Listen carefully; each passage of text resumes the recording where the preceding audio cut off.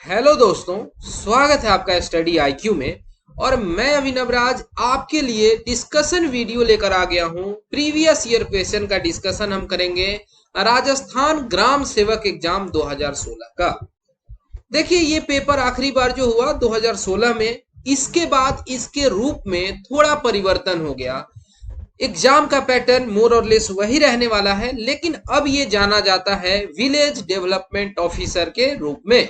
Okay, तो ये RSMSSB के द्वारा ऑफर किया जा रहा है राजस्थान विलेज डेवलपमेंट का आपके पास वैकेंसी। और इसके लिए हमारे प्लेटफॉर्म पर ऑलरेडी स्मार्ट कोर्स लॉन्च हो चुका है, जिसके बारे में विशेष जानकारी के लिए आप studiiq.com के वेबसाइट को विजिट कर सकते हैं। और यहाँ पर जब आप सर्च ऑप्शन में जाकर RSM तक ही लिखेंगे तो आपको ये मिल जाएगा, RSMSSB village development officer exam. और यहाँ देखिए, ये पूर्ण रूप से तैयार कोर्स है जिसमें मोर देन 800 वीडियोस हैं। और यहाँ पर अगर आपको किसी भी तरीके की समस्या है तो ये मैसेज का ऑप्शन है, यहाँ आप चैट करके अपनी बात पूछ सकते हैं। यहाँ पर टोटल 120 सवाल आए थे और इन्हें हम 4 हिस्सों में बांट के देखने वाले हैं। पहला सवाल है, who discharge the duties of governor in his absence, यानी कि राज्यपाल की अनुपस्थिति में उसके या उनके दायित्वों का निर्वहन कौन करता है। जैसे कि यूनियन लेवल पर हम देखते हैं कि राष्ट्रपति होते हैं, और अगर वो एब्सेंट है या अगर किसी भी कारण से तबीयत खराब हो या उनकी अगर डेथ हो चुकी है, तो उनके ड्यूटी का जो निर्वहन है, दायित्वों का निर्वहन वाइस प्रेसिडेंट के द्वारा किया जाता है। और अगर वाइस प्रेसिडेंट भी अवेलेबल ना हो तो चीफ जस्टिस ऑफ इंडिया या सुप्रीम कोर्ट के चीफ जस्टिस। इसी तरीके से अगर राज्यों में गवर्नर नहीं है, किसी भी वजह से अपने डिस्चार्ज नहीं कर पा रहे ड्यूटी को, तो उनके एब्सेंस में उनके चार्जों का या कह लें कि उनके दायित्वों का निर्वाह जो है वो chief justice of high court, यानी उस राज्य के हाई कोर्ट के चीफ जस्टिस के द्वारा किया जाता है। तो एक का सही जवाब ऑप्शन नंबर 2 होगा। थोड़ा सा इसके डिटेल में हम देखते हैं और ये समझ जाएं कि किसी भी राज्य में अगर गवर्नर जो है वो उनका जो पोस्ट है वो वैकेंट हो गया है by the event of death, तो उस परिस्थिति में जो चीफ जस्टिस होते हैं हाई कोर्ट के, वो चार्ज ले लेते हैं जब तक कि नए गवर्नर अपॉइंट ना हो जाए। लेकिन ये जो है ना, ये एक आइडियल सिचुएशन है, ऐसा होना चाहिए। बट मोस्ट केसेज में हम क्या देखते हैं कि अगर कोई गवर्नर छुट्टी पर होते हैं या कहीं ट्रांसफर कर दिए गए या किसी भी वजह से वहां पर अगर वैकेंसी हो जाती है, तो स्टेट क्या है कि एक नया गवर्नर स्टेट में भेजा जाता है। और ये जो इंतरिम पीरियड होता है, जनरली देखा जाता है कि आजू बाजू के जो राज्य होते हैं और वहां के जो गवर्नर होते हैं वो अंडरटेक करते हैं एडिशनल रिस्पॉन्सिबिलिटी उस समय तक। तो यहां पर देखिए 2 सिनेरियो है, एक हो गया कि थ्योरेटिकल क्या बात है और प्रैक्टिकली क्या होता है, ये दोनों में आप डिफरेंस समझ गए होंगे। अगले सवाल पे चलते हैं, क्वेश्चन नंबर 2। यहां पर असर्शन और रीजनिंग वाला क्वेश्चन है। 2 स्टेटमेंट्स दिए गए हैं जिसके आधार पर आपको कंक्लूड करना है कि क्या पहला स्टेटमेंट सही है, क्या दूसरा सही है, क्या दूसरा जो स्टेटमेंट है पहले को एक्सप्लेन कर रहा है या नहीं कर रहा है। इस तरीके से ऑप्शंस है। पहला स्टेटमेंट है कि state governor holds his office during the pleasure of president. क्या ये बात सही है कि राज्य का जो राज्यपाल होता है अपने पद का पर राष्ट्रपति की इच्छा पर्यंत ही रहता है, इच्छा पर्यंत ही रहता है? बिल्कुल सही बात है, ये तो आप पढ़ते आए हैं, कई बार इसके ऊपर हम चर्चा कर चुके हैं। दूसरा यहाँ पर जो स्टेटमेंट है, जो रीजन कह के दिया जा रहा है कि governor is appointed by the prime minister. क्या दूसरा स्टेटमेंट सही है? दूसरा स्टेटमेंट तो बिल्कुल गलत है। प्राइम मिनिस्टर अपॉइंट नहीं करते हैं, ये अपॉइंटमेंट का काम राष्ट्रपति का होता है, प्रेसिडेंट का होता है। तो जब पहला स्टेटमेंट सही है और दूसरा गलत है तो हमारे पास करेक्ट आंसर हो जाता है ऑप्शन नंबर 3। ठीक है, A is true but R is false. तो 2 का सही जवाब ऑप्शन नंबर 3।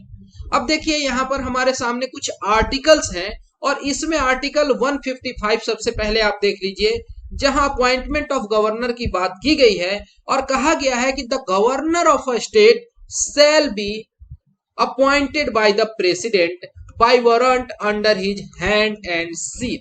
यह कहीं पर भी प्रधानमंत्री का जिक्र नहीं है।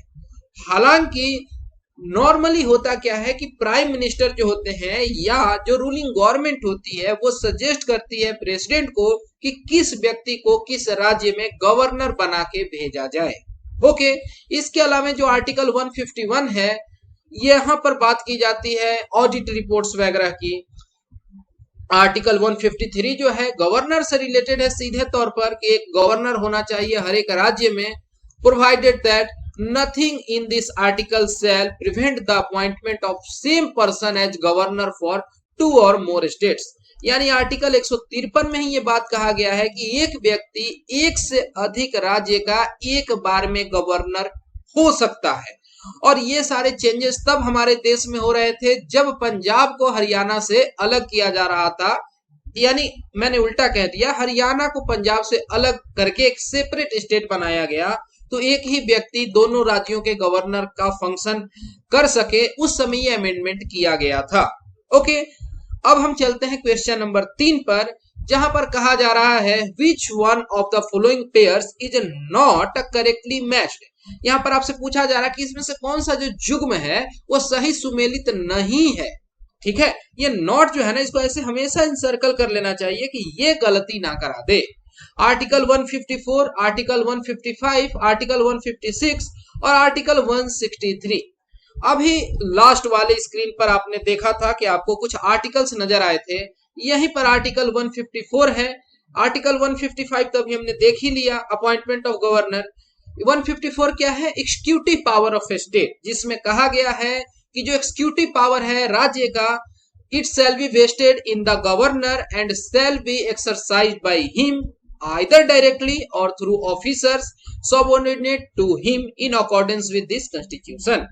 ठीक है, तो आर्टिकल 154 जो है एक्सिक्यूटिव पावर ऑफ स्टेट की बात है, बिल्कुल सही है, इसमें कोई शक ही नहीं है। दूसरा जो यहाँ स्टेटमेंट है आर्टिकल 155 अपॉइंटमेंट ऑफ गवर्नर, जी बिल्कुल, ये तो लास्ट वाला क्वेश्चन भी मिलता जुलता ही था। आर्टिकल 156 कहा जा रहा है qualifications for the appointment as governor, क्या ये बात सही है? और आर्टिकल 163 काउंसिल ऑफ मिनिस्टर्स की बात करता है। चलिए आर्टिकल 156 क्या है देख लेते हैं। तो ये है term of the office of governor. कहा गया है कि the governor shall hold office during the pleasure of president. ध्यान दीजिएगा, जो हमारा पहला क्वेश्चन था वो इसी से मिलता जुलता था, प्लेजर ऑफ प्रेसिडेंट की बात की गई थी। ठीक है, और जब गवर्नर को रिजाइन करना हो तो अपना वो रिजिग्नेशन एड्रेस करेगा प्रेसिडेंट को, ये भी कहा गया है। तो यहां पर जो कहा गया article 156 qualification of appointment as governor, ये तो बात गलत हो जाती है, एक ही गलत है यहाँ पे, तो तीसरा गलत है। और आर्टिकल 163 जो है council of ministers of state की बात, ये बिल्कुल सही है। ठीक है, आर्टिकल 163 में मोटे मोटे अक्षरों में लिखा गया है council of ministers to aid and advice governor, यानी कि गवर्नर को सलाह देने के लिए, मदद करने के लिए ये मंत्री परिषद होती है। क्वेश्चन नंबर 4 पर आ जाते हैं। यहां पर आपके सामने 4 स्टेटमेंट्स हैं, इसके आधार पर आपको करेक्ट ऑप्शंस को चूज करके बताना है कि कौन सा स्टेटमेंट सही है। पहला स्टेटमेंट है कि article 213 provides that there shall be a high court for each state. अब ये आर्टिकल याद रहा तो सही बात है, और नहीं रहा तो फंस जाएंगे। दूसरा यहां पर स्टेटमेंट है कि जजेज of high court are appointed by president. ठीक है, तीसरा है कि आर्टिकल 226 जो है इसके पास इशू है, मतलब पावर है कि वो हाई कोर्ट रिट जो है जारी कर सकता है। और चौथा स्टेटमेंट है कि as per provisions of constitution of India common high court can be established for 2 और मोर स्टेट्स। इसमें कौन सा स्टेटमेंट सही और कौन सा गलत? तो देखिए यहाँ दूसरा, तीसरा, चौथा बिल्कुल सही है, लेकिन पहला स्टेटमेंट गलत है, वो हम समझ लेते हैं क्यों। आर्टिकल 213 जो है बातें की गई हैं power of governor to promulgate ordinance during recess of legislature. जिस तरीके से आर्टिकल 123 के तहत राष्ट्रपति जी के द्वारा अध्यादेश जारी किया जाता है, वैसे ही राज्यों में गवर्नर के द्वारा अध्यादेश जारी किया जाता है अंडर आर्टिकल 213। तो यहां पर ये जो बात की गई है यहाँ पर आर्टिकल 213 जो है हाई कोर्ट से रिलेटेड तो है ही नहीं, तो पहला गलत हो जाता है, बाकी 2, 3, 4 सही हैं। आर्टिकल 226 जो है ये हाई कोर्ट के लिए, और आर्टिकल 32 रिट पिटीशन के लिए है सुप्रीम कोर्ट के। जजेस की अपॉइंटमेंट राष्ट्रपति के द्वारा की जाती है, और as per the provisions of constitution of India common high court हो सकते हैं। एग्जाम्पल के तौर पर आप देखिए, जिस तरीके से कोलकाता में जो हाई कोर्ट है उसका जो अपना क्षेत्र है वो वेस्ट बंगाल है, लेकिन साथ ही साथ अंडमान एंड निकोबार आइलैंड्स के भी रीजन का वो जस्टिस का काम देखता है। तो 4 का सही जवाब ऑप्शन नंबर 3। यहाँ पर आर्टिकल 214 जो है, यहाँ पर हाई कोर्ट्स फॉर स्टेट की बात की गई है कि हर एक राज्य में होना चाहिए। Article 215 high court to be court of record. Article 216 जो है यहाँ पर बात की गई है every high court shall consist of a chief justice, और ऐसे जज होने चाहिए जो कि प्रेसिडेंट के द्वारा चुने गए हों। Okay, question number 5, council of ministers जो होती है, यानी कि जो राज्य में मंत्री परिषद होती है जिसका काम होता है to aid and advice the governor, वो किसके लिए जवाबदेह होता है, अकाउंटेबल? स्टेट लेजिस्लेटिव असेंबली के लिए, या इंडियन पार्लियामेंट के लिए, या गवर्नर के लिए, या राष्ट्रपति यानी प्रेसिडेंट के लिए? इसकी अकाउंटेबिलिटी जवाबदेही होती है राज्य विधानसभा के प्रति। तो 5 का सही जवाब ऑप्शन नंबर ए। और यहाँ पर बहुत ज्यादा डिस्कशन के लिए भी नहीं है, वहां पर भी आप जानते हैं कि जो पार्लियामेंट्रियंस जैसे हमारे होते हैं उनकी रेस्पॉन्सिबिलिटी जो है वो पार्लियामेंट के प्रति होती है, और जो ये काउंसिल ऑफ मिनिस्टर्स होते हैं जिसके हेड प्रधानमंत्री होते हैं यूनियन की अगर बात करें, तो उनकी जवाबदेही जो होती है लोकसभा के प्रति होती है। क्वेश्चन नंबर 6, यहां पर आपको अरेंज करना है हिरार्की के हिसाब से। हिरार्की का मतलब ऑर्डर ऑफ प्रेसिडेंसी, यानी हायर से लोअर, कौन सा व्यक्ति इसमें ऊंचे पद पर होंगे और कौन उसके तुलना में नीचे के पद पे, ऐसा। सेक्रेटरी यानी कि सचिव, डेप्यूटी सेक्रेटरी यानी कि उप सचिव, स्पेशल सेक्रेटरी मतलब विशिष्ट सचिव, और असिस्टेंट सेक्रेटरी यानी सहायक सचिव। और इस तरीके से फिर ऑप्शंस दिए गए हैं जिसमें से आपको हिरार्की में अरेंज करना है। एक बार को ये देख लीजिए, यहाँ आपको सबसे ऊपर दिखता है कैबिनेट मिनिस्टर, फिर मिनिस्टर्स ऑफ स्टेट होते हैं, फिर सेक्रेटरी होते हैं, सेक्रेटरी के नीचे एडिशनल सेक्रेटरी, फिर ज्वाइंट सेक्रेटरी होते हैं, और इस तरीके से बहुत नीचे हम जाते जाते हैं तो यहाँ पर फिर डेप्यूटी सेक्रेटरी नजर आते हैं। तो आपको एक मोटा आइडिया मिल गया, रफ आइडिया मिल गया। सही ऑर्डर है यहाँ पर ऑप्शन नंबर 2, यानी कि सेक्रेटरी, स्पेशल सेक्रेटरी, तब आते हैं डेप्यूटी सेक्रेटरी, और सबसे अंत में additional secretary. Okay, correct answer option number 2, order of precedence के हिसाब से। ये कहेंगे कि ऑर्गेनाइजेशनल स्ट्रक्चर है। क्वेश्चन नंबर 7 पे चलते हैं कि इसमें से कौन सा एक फंक्शन नहीं है डिस्ट्रिक्ट कलेक्टर का? Collection of revenue, maintenance of land order, collection of income tax, maintenance of land records.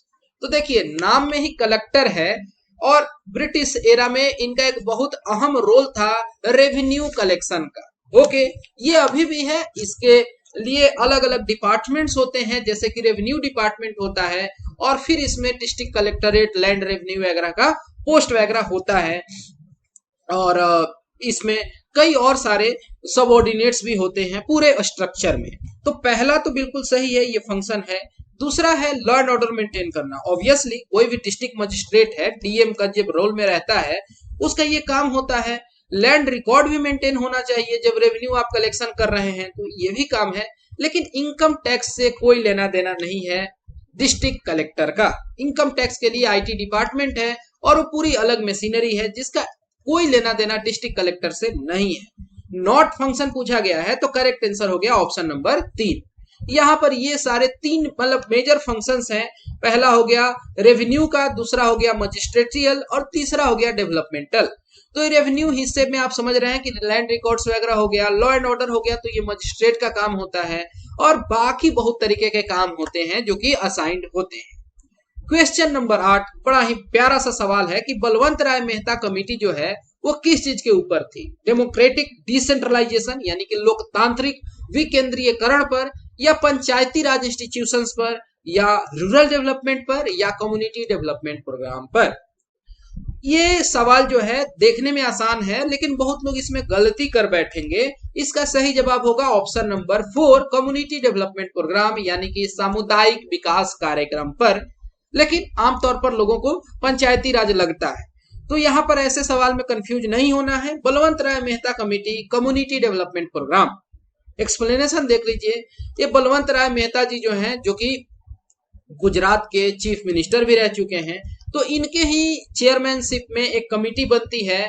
और यहाँ पर ये जो कमेटी बनती है, ये भारत सरकार के द्वारा बनाई जाती है 16 जनवरी 1957 को। देखिए, हमें आजादी मिली है और 10 वर्ष हो रहे हैं, ताकि हम एग्जामिन कर सकें working of community development programme, जो कि 1952 में हमने शुरू किया था, यानी इसके 5 वर्ष होने से पहले। और नेशनल एक्सटेंशन सर्विस जो है, ये 2 अक्टूबर 1953 को शुरू हुआ था। और इसके लिए कि बेटर कैसे यहाँ पर वर्किंग की जा सके, इस पर सजेशंस मांगे गए थे बलवंत राय मेहता कमेटी से। तो क्वेश्चन नंबर 8 का सही जवाब option number D. Question number 9, यहां पर आपको बताना है कि जो 73rd अमेंडमेंट हुआ संविधान में 1993 में, जिससे कि पंचायती राज इंस्टीट्यूशन जो है वो इंपावर्ड होते हैं। तो 73वीं और 74वीं संविधान संशोधन आप जानते हैं, ये रूरल एरिया के लिए है और ये अर्बन एरिया के लिए है। तो 73rd अमेंडमेंट जो हुआ, उससे कौन कौन से आर्टिकल्स हमारे संविधान में जुड़ते हैं? 243 से 243 टी, या 244 से 244 पी, 243 से 243 ओ, या 243 से 243 जेड ए। इसका सही जवाब है ऑप्शन नंबर 3, यानी 243 से 243 ओ। देख लीजिए, ये 73rd अमेंडमेंट है, फाइनली 1903 में ये फोर्स में आ जाता है। और यहाँ पर एक नया पार्ट ऐड हो जाता है हमारे संविधान में, पार्ट 9, ठीक है। और इसका टाइटल होता है द पंचायत, जिसमें कि आर्टिकल 243 से लेकर 243 ओ तक होते हैं। और जो 11वीं अनुसूची होती है, इसमें टोटल 29 सब्जेक्ट जो है ये दिए गए हैं, जो कि फंक्शंस हैं of the panchayat. Question number 10, वापस से एक पंचायती राज से सवाल है कि जो पंचायती राज सिस्टम है, ये किस लिए है? लोकल गवर्नमेंट के लिए, या लोकल सेल्फ रूल के लिए, या लोकल एडमिनिस्ट्रेशन यानी स्थानीय प्रशासन के लिए, या रूरल लोकल सेल्फ गवर्नमेंट यानी ग्रामीण स्थानीय स्वशासन के लिए? इसका मोस्ट अप्रोप्रिएट आंसर है ऑप्शन नंबर 4, यानी कि रूरल लोकल सेल्फ गवर्नमेंट।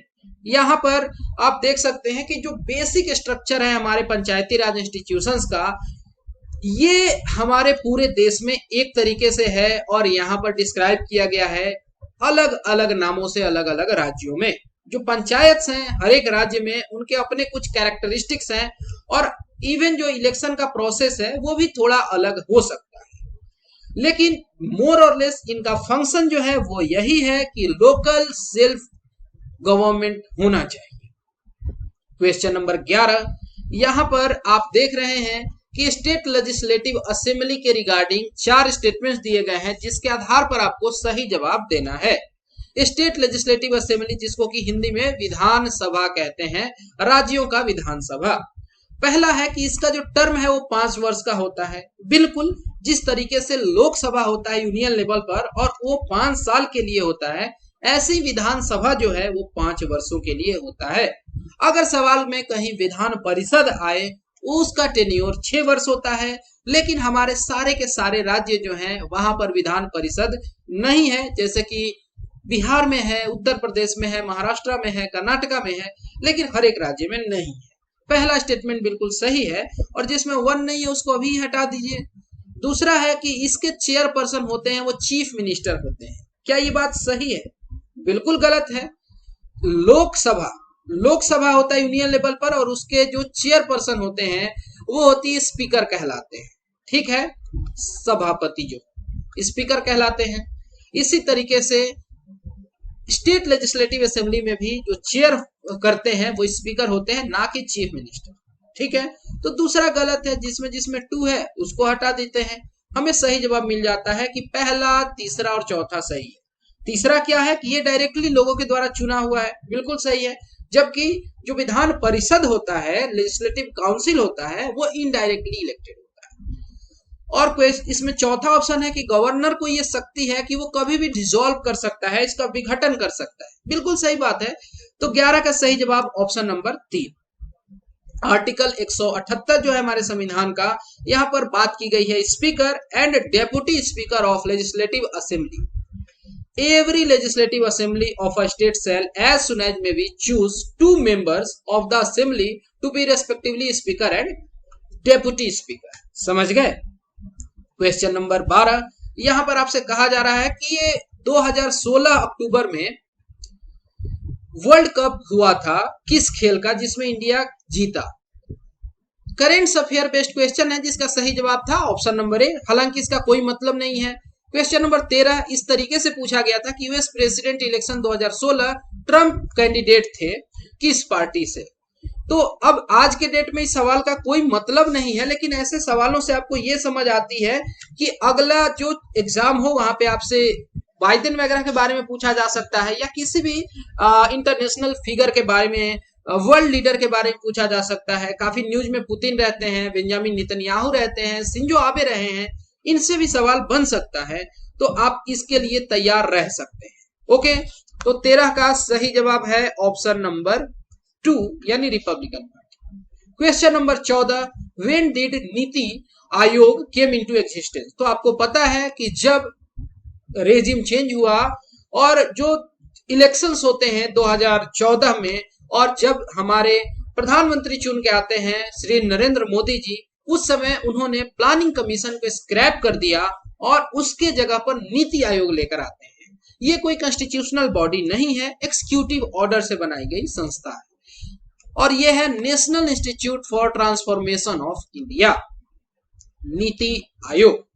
तो ये कितने तारीख को एग्जिस्टेंस में आता है, ये सवाल न जाने कितने एग्जाम से पूछा गया है। ये बना था 1 जनवरी 2015, लेकिन ये करेंट अफेयर बेस्ड क्वेश्चन है, आपको समझ आना चाहिए।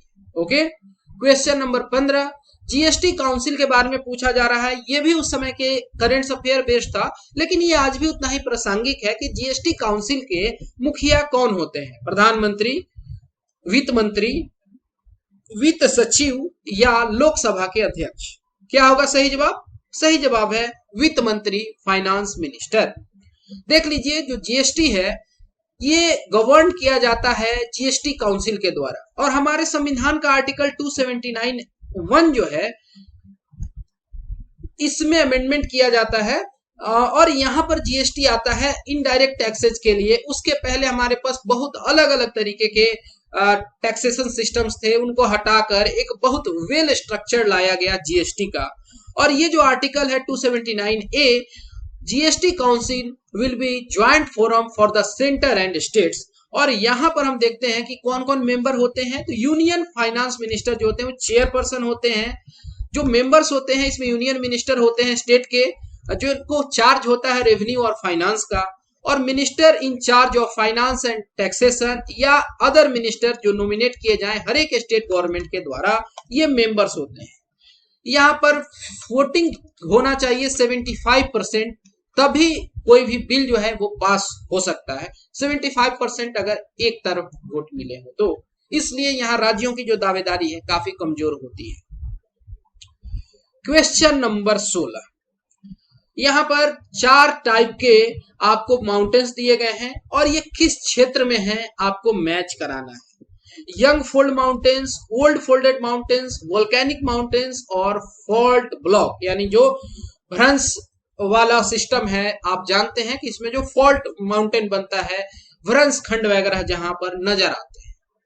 और क्षेत्र दिए गए हैं south eastern coast of North America, western coast of North America, south western coast of North America और सरकम पैसिफिक बेल्ट।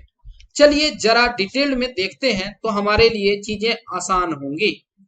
ये मैप देखिए, और किस क्षेत्र की बात की जा रही है उसको हम लोग पहले देखते हैं।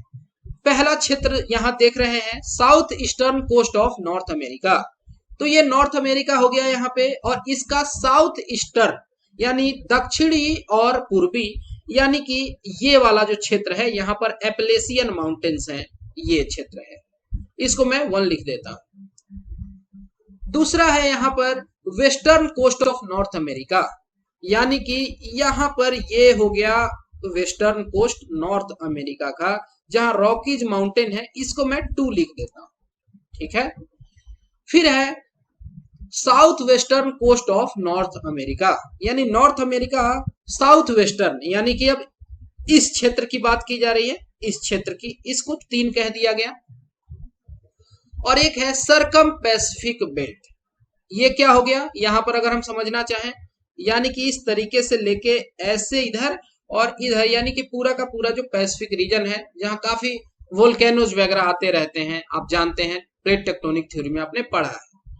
तो सी के साथ तो 4 होना चाहिए, वोल्केनोज यही रप्ट होते हैं, यानी सी के 4 जिसमें नहीं है उसको हटा दीजिए। ओके, अब देखिए ये यंग फोल्डेड माउंटेन का एग्जांपल है रॉकीज, और रॉकीज कहां पर है अमेरिका के, तो ये वेस्टर्न साइड में है यहाँ पर, तो 2 जो है ए के साथ आना चाहिए, तो ये भी ठीक है। अब देखिए जो ओल्ड फोल्डेड माउंटेन है उसका एग्जांपल है एप्लेसियन, जो कि साउथ ईस्टर्न रीजन में है, इस रीजन में आप देख पा रहे हैं एप्लेसियन लिखा भी हुआ है, तो बी के साथ होना चाहिए 1।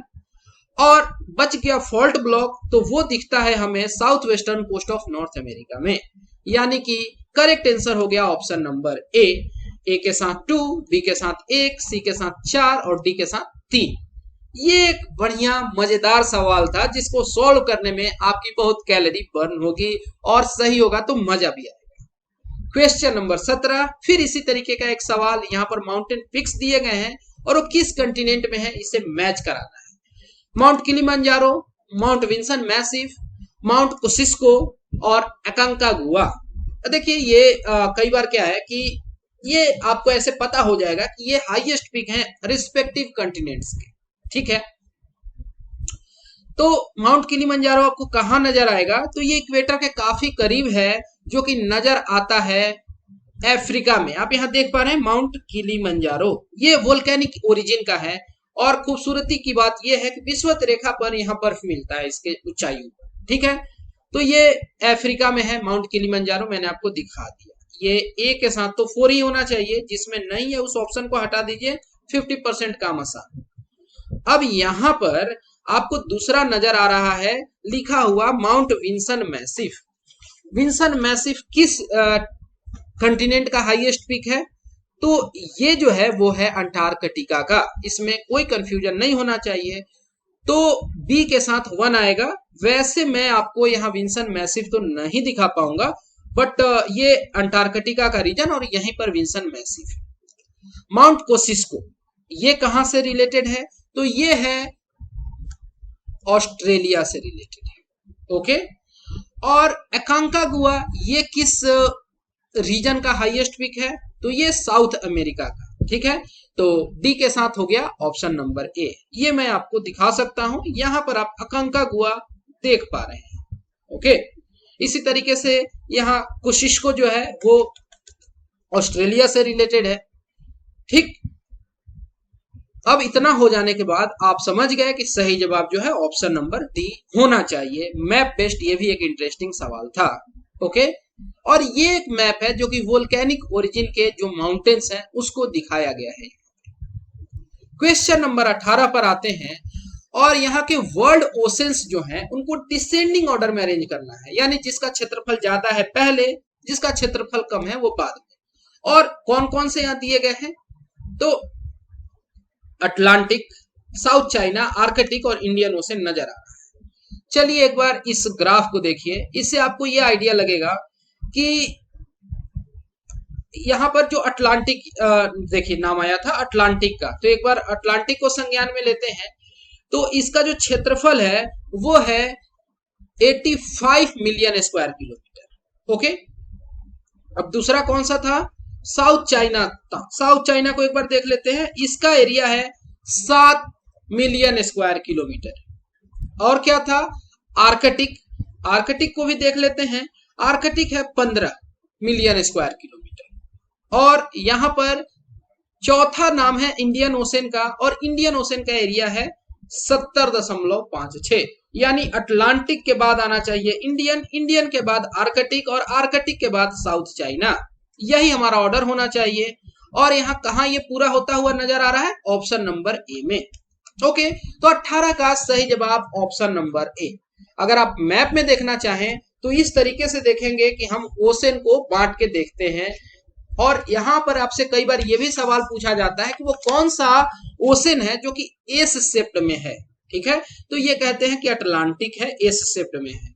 यहाँ पर आपको साउथ चाइना सी नजर आ रहा है, ये आर्कटिक हो गया, और ये इंडियन ओशन है। कई बार इसको कहते हैं कि ये हाफ ओशन है। क्यों? क्योंकि बाकी जो भी यहाँ ओशंस हैं नॉर्दर्न साउदर्न में दिख रहे हैं, जो इसके टक्कर के हैं पैसिफिक और अटलांटिक, लेकिन इंडिया जो है ये एक ही हेमिस्फीयर को कवर करता हुआ प्रिटेंड होता है। समझ आए?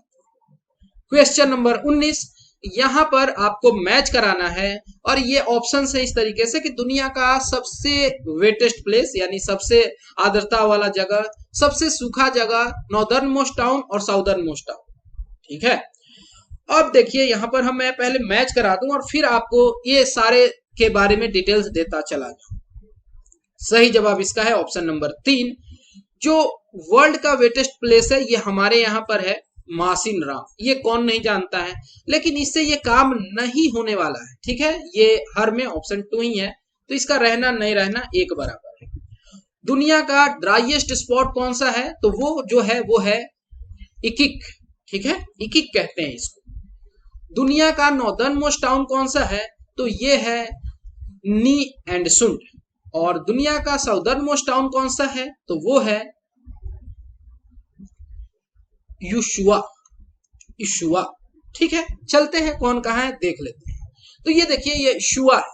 युशुआ जो है अर्जेंटीना में पड़ता है, और ये टेरा दिल फिगो आर्कीपेलगो पर है।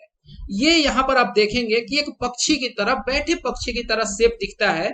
ये आर्कीपेलगो यानी ग्रुप ऑफ आइलैंड्स है, और इसमें जो ये रेड डॉट नजर आ रहा है ये युशुआ है, और ये विंड ऑफ वर्ल्ड कहलाता है, यानी दुनिया का ये खत्म हो रहा है यहाँ पे, इसको निकनेम दिया गया है। ये साउदर्न मोस्ट सिटी है। ठीक है, इसी तरीके से जो नॉर्दर्न मोस्ट है वो है न्यू एंडसन। यहां पर आप देख पा रहे हैं कि नॉर्थ पोल है, और यहां पर आप न्यू एंडसन को देख पा रहे हैं। ठीक है, ये जो नॉर्वे का स्वालबार्ड है, एक बार ये न्यूज में भी काफी स्वालबार्ड रहा था, क्योंकि यहां पर सीड बैंक है जिसमें फ्लडिंग हो गया था। और जो इकिक है ये चिले, दक्षिण अमेरिका का चिले, और चिले में आप यहाँ पर देख पा रहे हैं कि ये यहाँ लोकेटेड है, और अटाकामा डेजर्ट के अंतर्गत ये आता है, और ये ड्राइएस्ट लोकेशन जाना जाता है। क्वेश्चन नंबर 20 पर आ जाते हैं। यहां पर आपको वेटलैंड्स दिए गए हैं, आपको मैच कराना है कि कौन राज्य में पड़ता है। भोज वेटलैंड, चंद्रताल, सुचर या शचर कह लीजिए, और रुद्रसागर। मेरे हिसाब से ये आसान मैचिंग है, आप कर पाएंगे। भोज जो है ये भोजपाल यानी भोपाल में है, तो ए के साथ 2 होना चाहिए, मध्य प्रदेश। अब जिसमें नहीं है उसको हटा दीजिए, आधा काम आसान हो गया। ठीक है,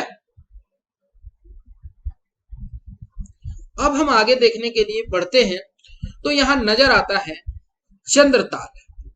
चंद्रताल कहां है? तो चंद्र और भागा ये हिमाचल प्रदेश में है, तो बी के साथ 1 हो जाएगा, यही आंसर हो गया।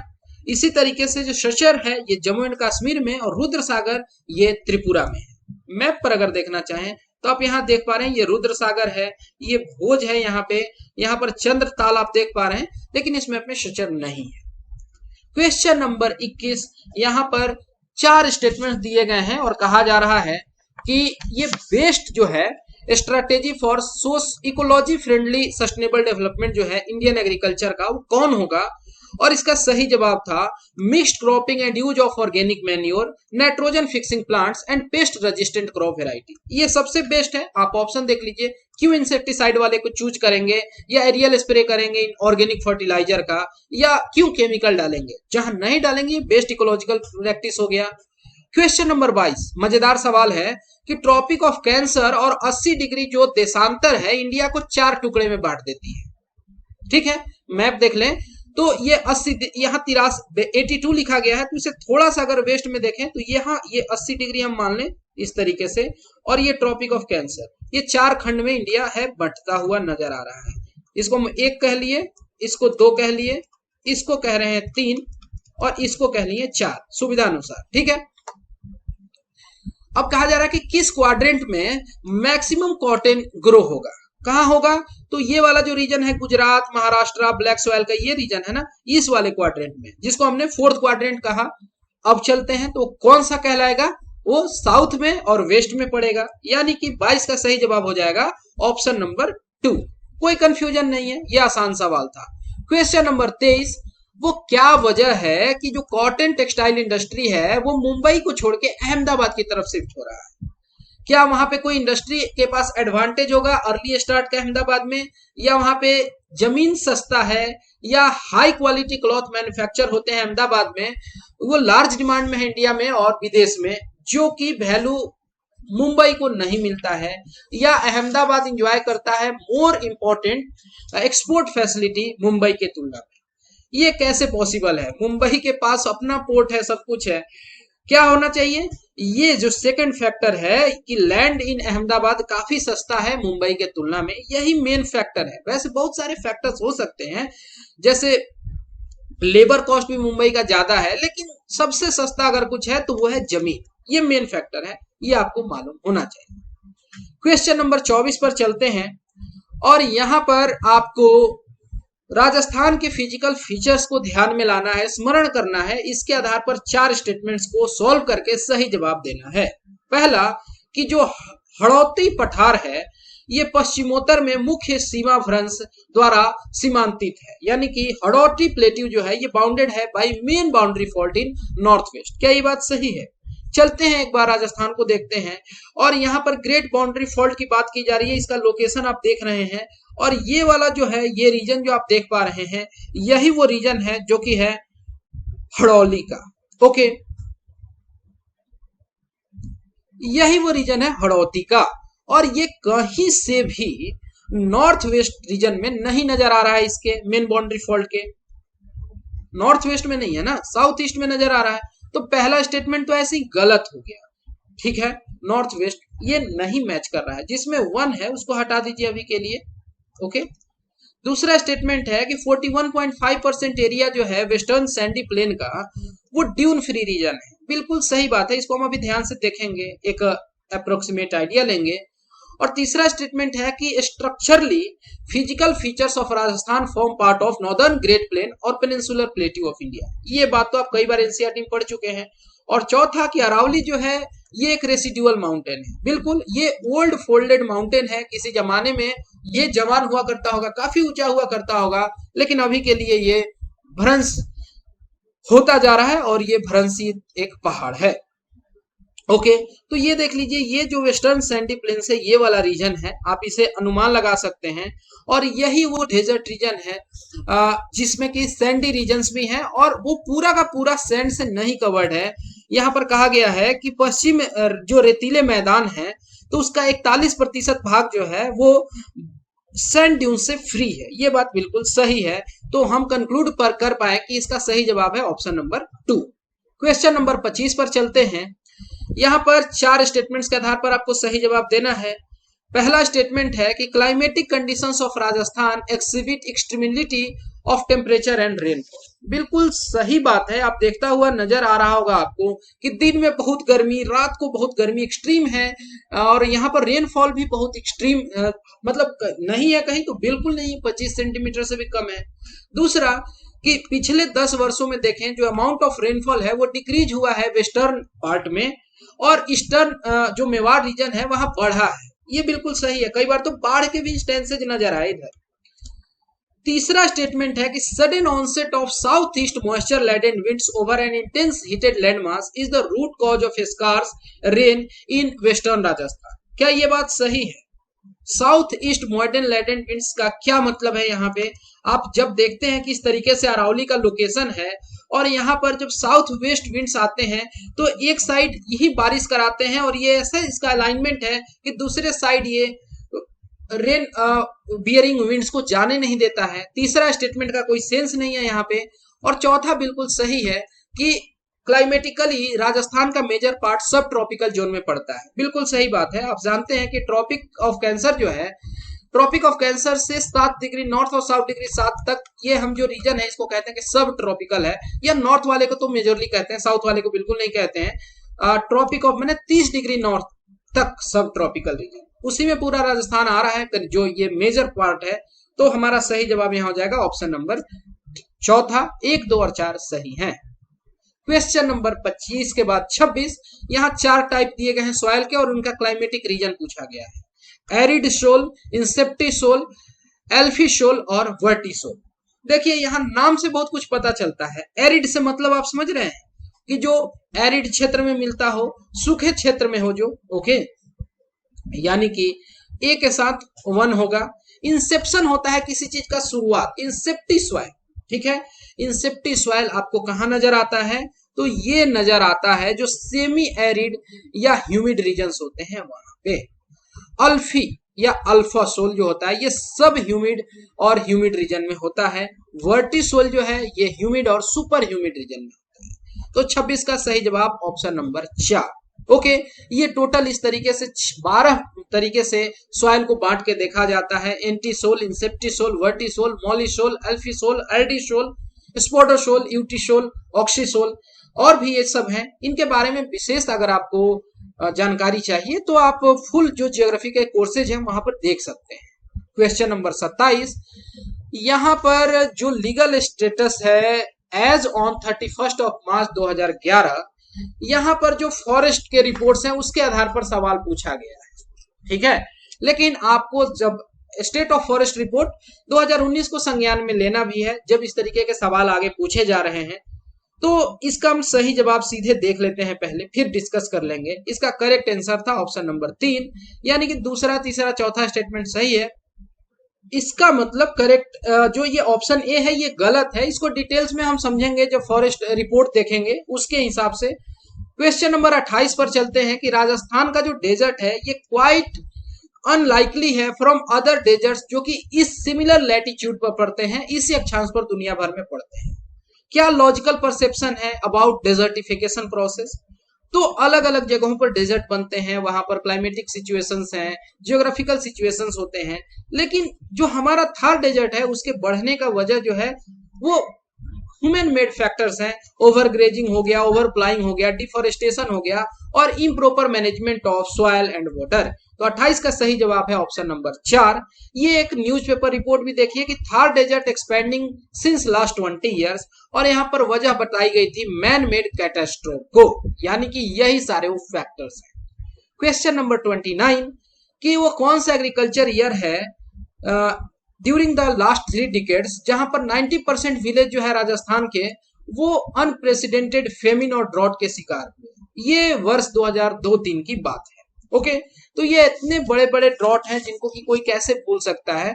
और उस समय की ये रिपोर्ट है कि देखेंगे पूरी कहानी की किस तरीके से all the 32 districts of the state reeling under drought, causing severe shortage of food, fodder, water and employment opportunities।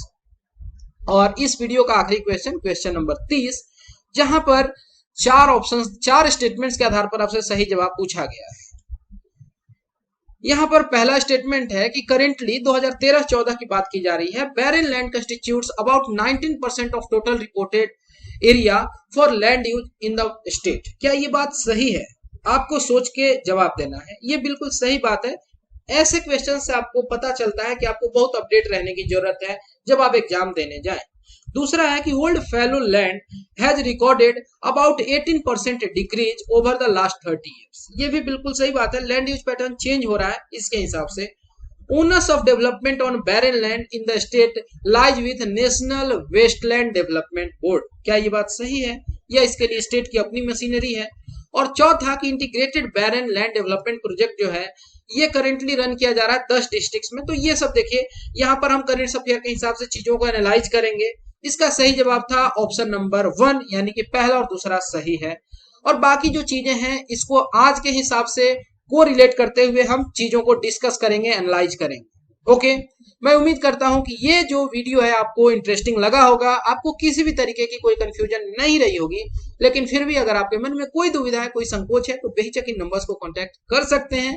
फिलहाल इस वीडियो में इतना ही। Thanks for watching and have a great day.